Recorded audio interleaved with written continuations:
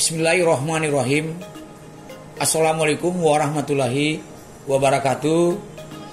Saya Haji Afan Alfian Bintang selaku Wali Kota Subulu Salam bersama kantor pelayanan pajak Subulu Salam mengajak masyarakat Kota Subulu Salam untuk melaporkan SPT tahunan sebelum 31 Maret 2023.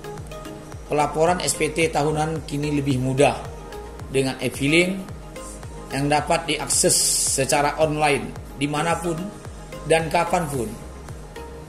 Di tahun ini kita juga wajib melakukan pemadanan NIK menjadi NPWP. Ayo lakukan sekarang, lebih awal, lebih nyaman. Subulu Salam, taat pajak, pajak kuat, Indonesia maju. Demikian, terima kasih. Wassalamualaikum warahmatullahi wabarakatuh.